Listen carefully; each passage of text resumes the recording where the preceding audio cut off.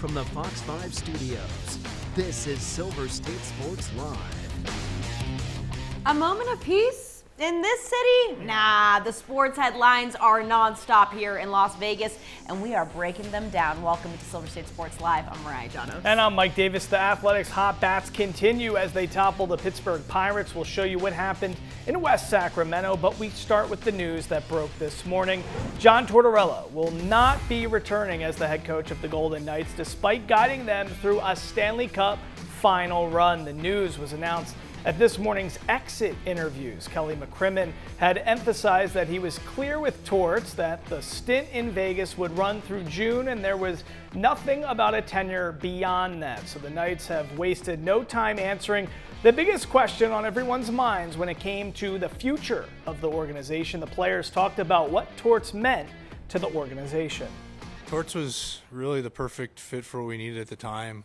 He really came in and gave us a shot of adrenaline. Gave us energy and belief that we could get the season back where we wanted it to be. I got all the respect in the world for the professionalism and everything that he did in his short time here. Not many guys would have accepted that role. So, with that being said, I trust that Kelly and management will, I have trust in them. So. This is the decision that they made. It was great to have him. It really was. Came in and changed a lot of, I think, our moods. Just brought a lot of energy, brought a lot of fire. Obviously did some amazing things with us. So, super thankful that, we got to have them. Wish him the best. I loved working with Torts. I thought he was, came in, gave us a lot of energy and, kind of almost like rebooted, I think, the team, and really enjoyed working with him. Sad to see that he's not coming back. I thought he was, a perfect fit at a perfect time for us, and as I said, I really, really enjoyed working with him. Yeah, obviously we had our time together in Philly, so I was very familiar with him, and I enjoyed playing for him there, and I enjoyed playing for him here. I thought he did a great job for us. Came in at the right time and just brought a spark to our group, and I thought he did a really good job for us, and guys I know in the room have a lot of respect for him and just how he goes about his business, and I have a lot of respect for him, first and foremost as a person and then as a coach, and I wish him nothing but the best. All right, so let's bring in the guy on the beat, Vince Sapienza, joining us from City National Arena. Vince, let's just start with the news surrounding John Tortorella. What more can you tell us about the situation, and were you surprised by how quickly the front office made this announcement? Well, first things first, didn't you guys tell me we were in the off season? Feels like we are very much in season all the time with the Golden Knights, but I digress.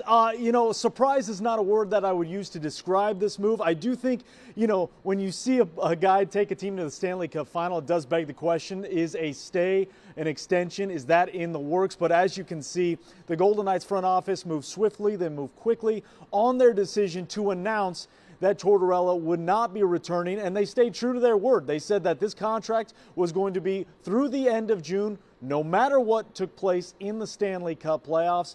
And again, that is the case. The Golden Knights now going to have their 5th head coach by the time year 10 rolls around in October. When you talk about what he was able to accomplish in such a short amount of time, 79 days on the job, taking over a team that was on the verge of missing the postseason. They win yet another Pacific Division title. They beat Utah and Anaheim each in 6 games, sweep the President's Trophy winning champions that are the Colorado Avalanche, claiming their 3rd conference championship.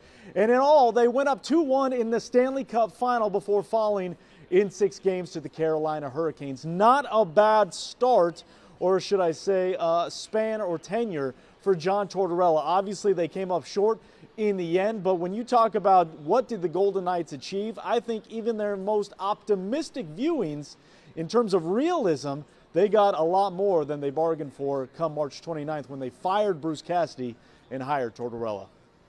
Yeah, so today, of course, we saw earlier the team conducted exit interviews with the media. Beyond all the Tortorella stuff, what was the biggest takeaway you heard from the players?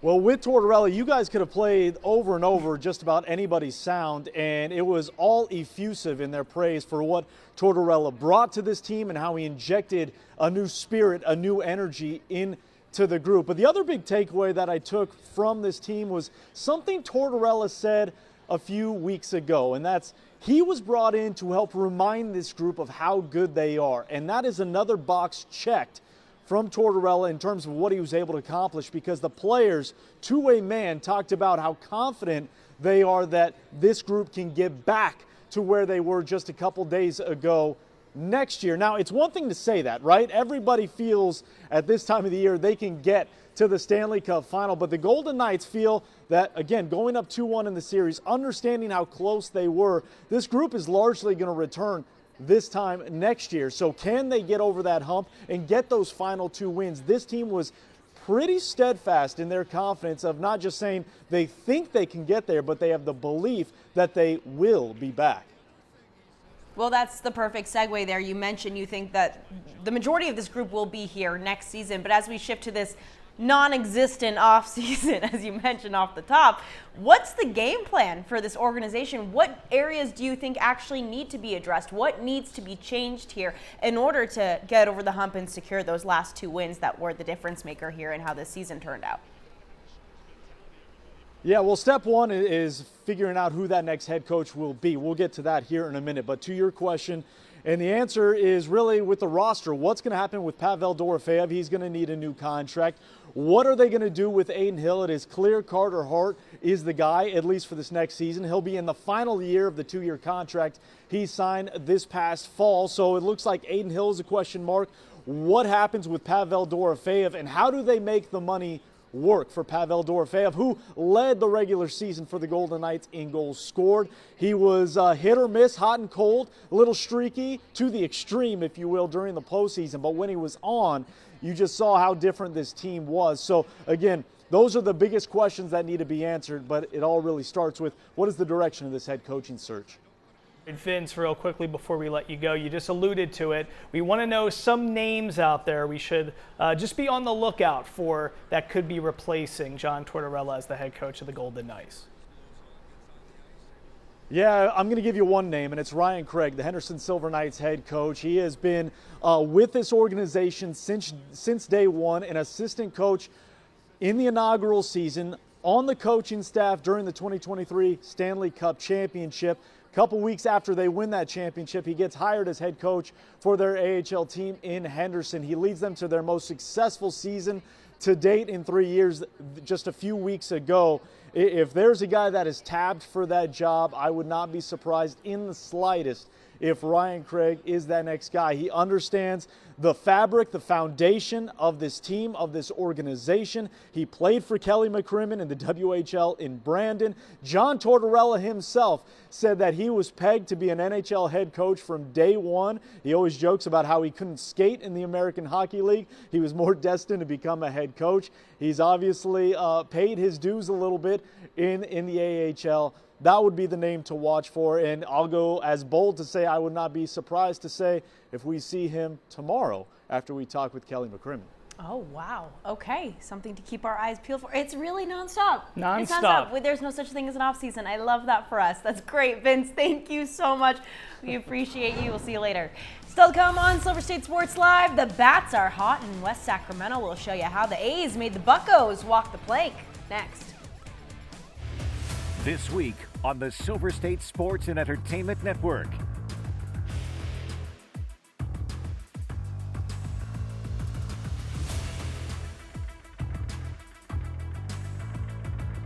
Your Triple SEN lineup is sponsored by AAA Roadside Assistance. Visit AAA today.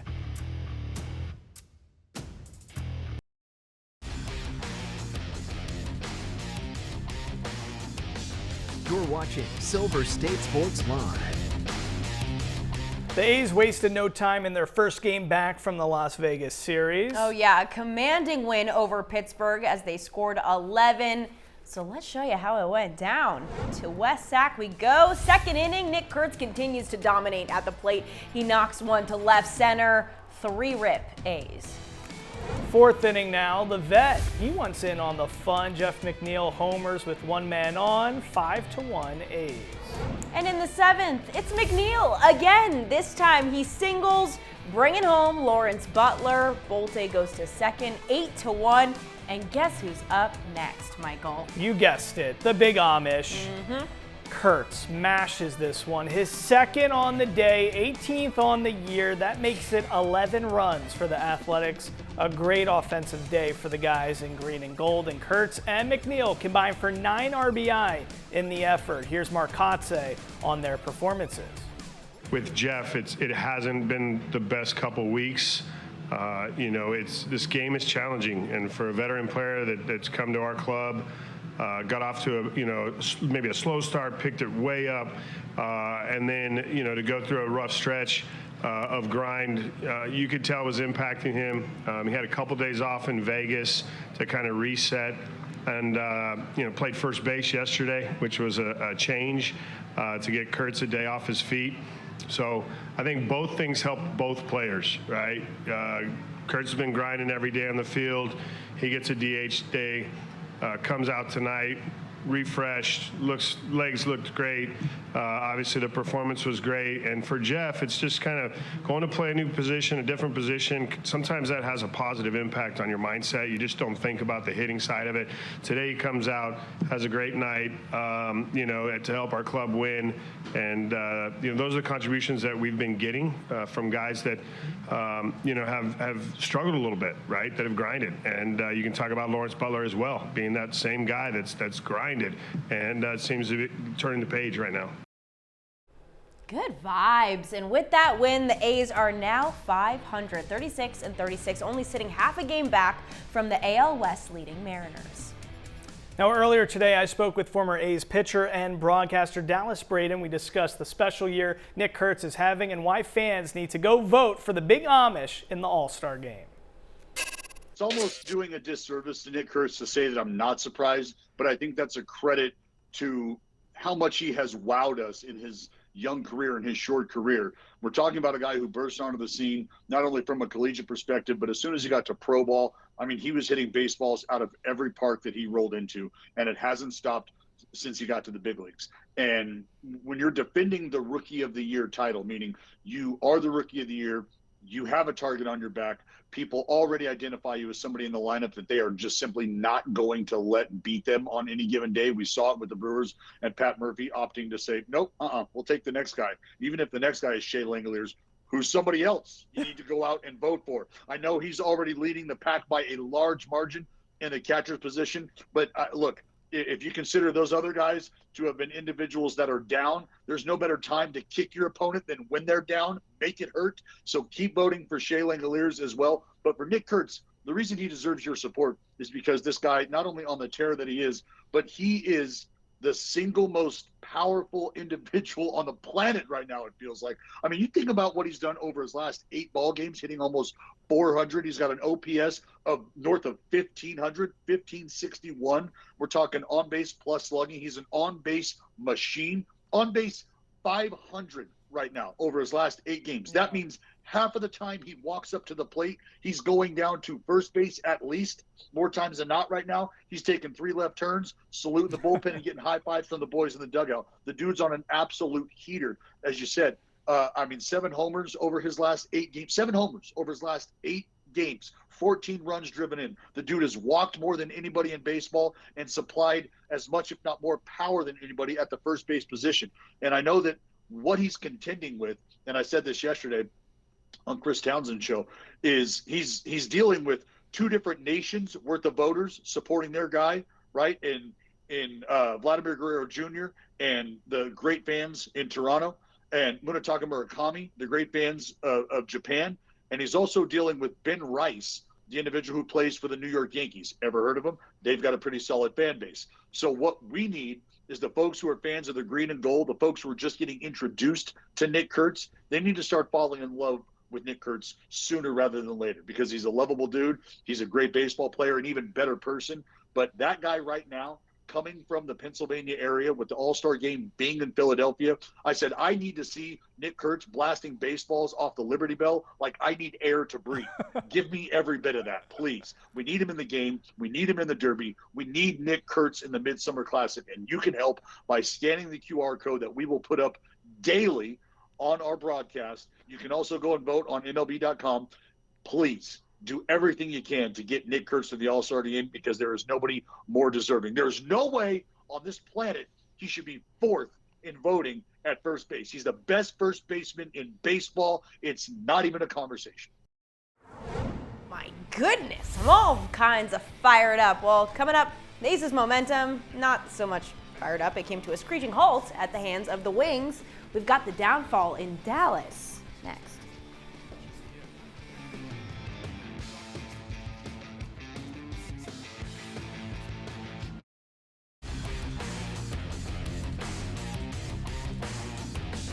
You're watching Silver State Sports Live. All right, Mariah, so I think we jinxed the Aces yesterday, unfortunately, talking about how their offense was just cooking. Yeah, we are bad luck in here. Heading into last night's game against the Wings, Vegas had dropped at least 100 points in 3 consecutive contests, only for Dallas to put a dramatic end to that. So from the jump, the Wings were rolling, putting Vegas in a double-digit hole in the first quarter. The rookie and the first overall pick this year, AZ Fudd, got hot, aiding in a Wings 17-0 run with 7 straight buckets. The Wings held Vegas to 66 points while putting up 96 themselves. A game that had Becky Hammon slamming her clipboard on the ground. The Aces now fall to 5-1 in Commissioner's Cup play. They have a chance to get back on track tomorrow in Phoenix. Pretty much everywhere. In the paint, pick and roll, at the 3-point line, mid-range.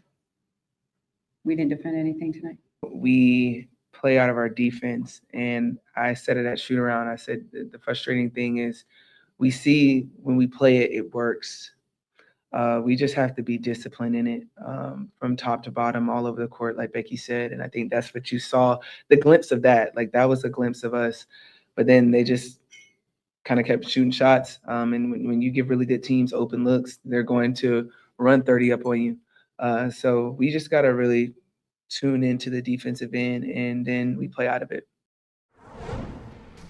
Well, the unis look good, and so does this. A big signing for UNLV football as Donovan McNabb Jr. is on his way to Vegas. The wide receiver from Phoenix is the son of, yes, you guessed it, the 6-time Pro Bowl quarterback from the Philadelphia Eagles, Donovan McNabb. So Donovan McNabb Jr. revealing the news on X, saying, "All glory to the one above.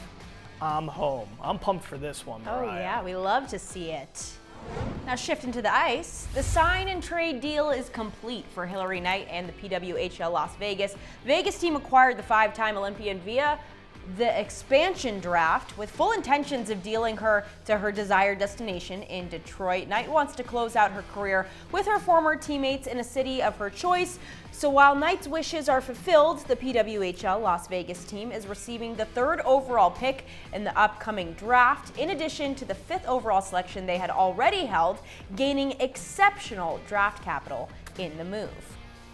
And as for the bench boss, it's official. The team has hired Kim Weiss, former assistant coach for the Colorado Eagles, the HL team for the Avalanche. Weiss has also spent time coaching within the Seattle Kraken organization. She and general manager Dominic Didia go way back as they were teammates at Trinity College. You gotta love that. Maybe I'm gonna take her to White's Deli. It's now Fisher's Deli. Yeah. But you know, they should do a special for her. Absolutely. We on love the this menu. too. Look at that. Waddling like producer James in the halls. Coming up, Mexico fans have a new mascot. We'll introduce you to Merlin next.